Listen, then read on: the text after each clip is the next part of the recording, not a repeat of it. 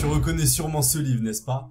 Père riche, Père pauvre, c'est probablement le livre sur l'argent le plus vendu de tous les temps et il a transformé la vision de la finance personnelle de dizaines de millions de personnes à travers le monde. Son auteur, Robert Kiyosaki, est un investisseur multimillionnaire parti de zéro. Désormais à la tête d'un empire valant plusieurs dizaines de millions, il a surtout su prévenir la crise des subprimes de 2008 bien avant la majorité. Et les propos qu'il tient aujourd'hui est encore bien plus alarmant que ceux qu'il tenait à l'époque. Dans cette vidéo, je t'ai donc regroupé et traduit les passages les plus intéressants de ses contenus les plus récents. À la fin de cette vidéo, tu sauras exactement son point de vue sur la mort potentielle du dollar, sur ses prévisions de Bitcoin, Ethereum et des autres cryptos, et surtout sur les opportunités selon lui à saisir maintenant avant qu'il ne soit trop tard. Et juste avant de passer au premier extrait de Robert Kiyosaki, si tu découvres la chaîne et que tu t'intéresses à l'investissement et aux cryptos, n'oublie pas de t'abonner en cliquant juste en dessous pour être tenu au courant des prochaines vidéos. Merci beaucoup à ceux qui le feront. Écoutons désormais ce qu'a à nous dire Robert Kiyosaki. Depuis 1964, j'ai économisé de l'argent en argent. Donc, en ce moment, j'échange mon argent pour acheter plus de Bitcoin parce que l'argent que j'achetais était à 10 centimes l'once. Aujourd'hui, c'est 30 $ l'once. Donc, le dollar est descendu, le prix de l'argent et de l'or a augmenté. Donc, maintenant, je vais échanger cela contre Bitcoin. Donc, je veux parler de Bitcoin. C'est votre génération, c'est mon peuple qui m'inquiète, ou ma génération, les gars plus jeunes, parce qu'ils n'en savent de rien. Et la raison pour laquelle Bitcoin se porte si bien, c'est parce que ma génération ou celle d'avant, l'Amérique, est maintenant la plus grande nation débitrice de l'histoire. Ils impriment 1000 milliards de dollars tous les 90 jours. Et autant que j'apprécie le président Trump qui est un ami à moi, il n'en parle pas. Il ne parle pas de comment ils vont gérer cette dette. Maintenant, ils ont amené Elon Musk et le Doge, département de l'efficacité gouvernementale ou quelque chose comme ça. S'ils font ce qu'ils font, ça va couler toute cette économie. C'est pourquoi pendant des années, j'ai économisé de l'argent en argent et en or. Mais maintenant, je prends tout mon argent et mon or et je les convertis en Bitcoin. Alors voilà pour le premier extrait, c'est vrai qu'il peut paraître complètement fou. Alors si on divise les différents passages, dans un premier temps, il nous réexplique justement que la majorité des profits qu'il a fait, c'était en investissant avant la masse sur l'argent et l'or, qui comme vous le savez sûrement ont gagné énormément en valeur sur ces dernières dizaines d'années, et que désormais il semble voir une opportunité similaire sur Bitcoin, ou du moins c'est l'impression qu'il nous donne avec ses propos. À l'inverse, il a aussi parlé de l'hyperinflation du dollar. En d'autres termes, l'impression monétaire des banques centrales augmente considérablement le nombre de dollars en circulation, ce qui indéniablement fait baisser sa valeur. Il reviendra un petit peu plus en détail sur ce point dans d'autres passages de la vidéo. Mais c'est vrai que quand on voit ce type d'investisseur de 77 ans qui ne jurait que par l'or et l'argent quelques années auparavant s'intéresser à Bitcoin, ça nous donne envie d'écouter un petit peu plus ce qu'il a à nous dire à ce sujet. Et cela tombe bien parce qu'il développe un petit peu plus ce point dans le deuxième passage. Il y a des années, je lui demandais à propos du Bitcoin et il m'a dit « Tu devrais commencer à en acheter maintenant ». Donc grâce à Raoul Pal, je l'ai acheté à 6 000 $. Aujourd'hui, il est à environ 96 000 $. Et je parle encore à des vieux de mon âge. Qu'est-ce qui est si bien avec ça? Je dis, eh bien, il y a 10 ans, ça valait 10 centimes. Maintenant, ça vaut 96 000 $.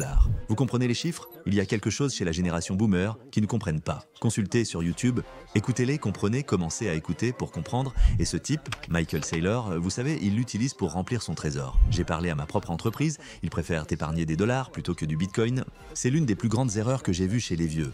Vous savez, la génération des baby-boomers, ils préfèrent toujours avoir de faux dollars plutôt que du Bitcoin. Alors que le dollar est en train de s'écraser.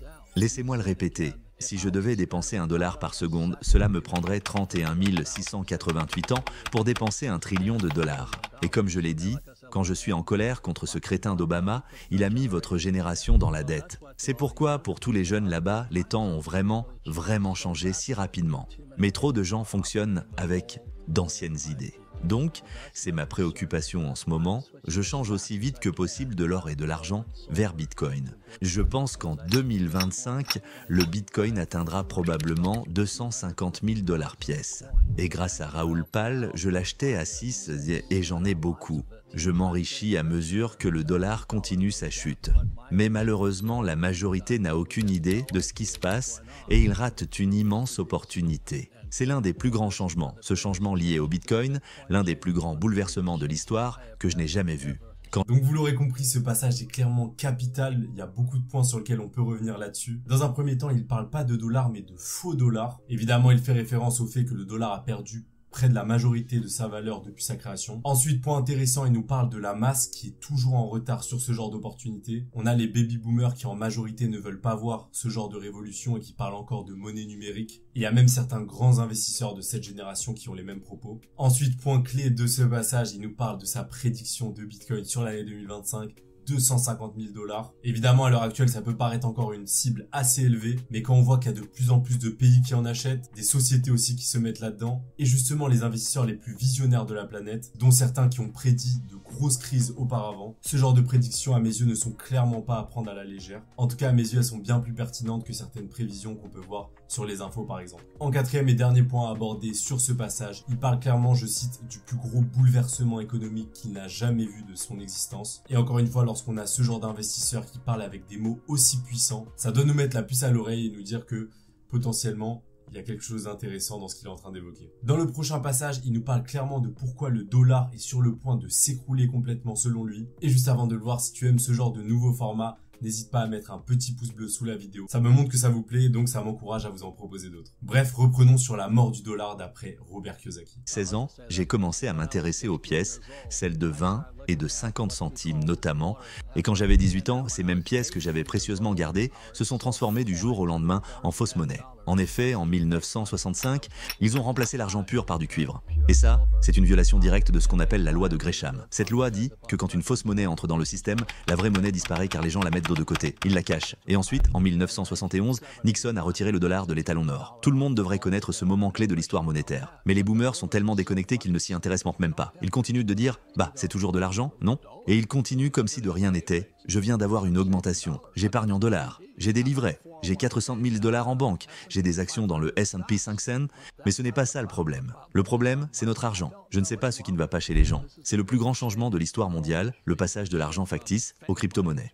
Et moi, je fais tout pour être dans le bon camp. Raoul Pal a une super métaphore. Il parle de banana zone parce que le prix du Bitcoin et des cryptos va exploser. Ce que ça veut dire, c'est que le dollar s'effondre. Mais les gens de ma génération continuent d'épargner en dollars. Le dollar chute, le Bitcoin grimpe, mais ils ne comprennent pas. Ils n'arrivent tout simplement pas à percuter. Je n'arrive pas à y croire. Les riches vont continuer à s'enrichir, et vous aussi, si vous êtes dans la crypto. Mais ma génération, elle est fichue. Ils s'accrochent encore à leur vieux plan d'épargne retraite comme si de rien n'était. Et quand le marché obligataire va s'effondrer, ou que la courbe des taux va se retourner, ce sera le plus grand bouleversement économique de l'histoire moderne. Et l'Américain moyen qui joue au golf aujourd'hui, il ne comprend même pas une seule ligne de ce que je viens de dire. C'est ça le vrai problème. Bon, encore un passage extrêmement violent. C'est pour cela aussi que je voulais sélectionner. On va revenir sur 3 points clés de ce passage. Le premier est l'explication extrêmement pertinente qu'il fait de pourquoi, selon lui, le dollar est voué à mourir sur les prochaines années. Tout simplement parce que le dollar n'a plus la valeur qu'il avait avant. Il était adossé à l'or, donc chaque dollar valait une certaine quantité d'or. Et désormais, il est imprimé en illimité par les banques centrales. D'où le fait qu'il parle du dollar comme une fausse monnaie. Pour lui, il ne vaut pas plus que du papier. Et c'est pour cela qu'il l'échange le plus possible contre des actifs. Deuxième chose, il parle pour lui de sa vision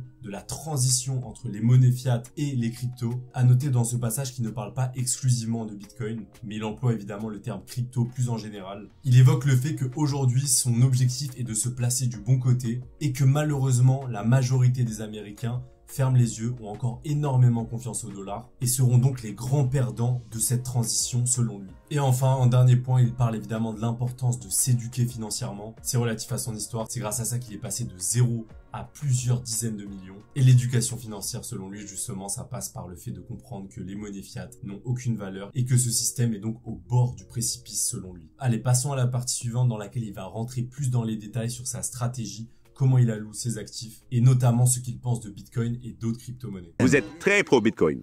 Je veux dire, vous mettez un peu le Bitcoin dans le même panier que l'or et l'argent. Je l'ai acheté à 6 000 et j'en ai pris un bon paquet. Pareil que pour l'or, j'en achète tout le temps. Moi, je n'épargne pas en dollars. J'épargne en or, en argent, en Bitcoin et en Ethereum. C'est pas forcément que je l'aime, mais il semble conserver sa valeur. Mais de toute façon, il y a tellement de choses que vous pouvez acheter. La plus grande question est, êtes-vous vraiment intelligent avec votre argent? Donc passage plus bref mais pas moins pertinent dans lequel il compare justement les réserves de valeur à ses yeux à l'heure actuelle. Et il semble donc mettre dans la même catégorie 4 actifs qui sont l'or, l'argent, le Bitcoin et l'Ethereum. Il précise par la suite que ce sont des actifs qui selon lui ont l'air de préserver sa valeur et donc face à un dollar qui chute inéluctablement, ces actifs semblent donc bien plus forts à ses yeux. Pour ceux donc qui regardent la vidéo et qui ont des cryptos et pas exclusivement Bitcoin, ce passage est capital et extrêmement positif parce qu'à la différence de Saylor dont on a fait l'interview juste ici, qui ne jure que par Bitcoin, Robert Kiyosaki ici a l'air d'avoir l'esprit un petit peu plus ouvert sur l'écosystème crypto et les différentes opportunités, ou du moins il dit publiquement qu'il s'intéresse à d'autres écosystèmes comme celui d'Ethereum notamment. Voyons donc dans cette prochaine partie quelle est sa stratégie d'achat pour s'exposer justement à ce marché émergent de Bitcoin et des crypto-monnaies. Les problèmes qu'on observe dans l'économie traditionnelle aujourd'hui, tu penses que la crypto va revenir sur le devant de la scène. J'ai lu un de tes articles où tu disais que si l'économie s'effondrait à nouveau, le Bitcoin pourrait grimper jusqu'à 1 million de dollars. Tu penses toujours que c'est le cas? Est-ce que tu penses que ce scénario est proche? Ça pourrait, oui. Je possède du Bitcoin. Je n'en ai pas tant que ça, j'en ai environ 60. D'accord, je comprends. Mais est-ce que tu as vendu lorsque le prix du Bitcoin a explosé? Non, je n'ai absolument rien vendu, je ne fais que acheter du Bitcoin. Pour résumer, c'est assez simple. L'or, c'est l'argent de Dieu. Le Bitcoin, c'est l'argent du peuple. Et ce truc-là, c'est de la fausse monnaie. Et vous tous, on vous a appris à bosser pour cette merde. Ce billet, c'est du papier toilette. Je pourrais presque m'essuyer avec.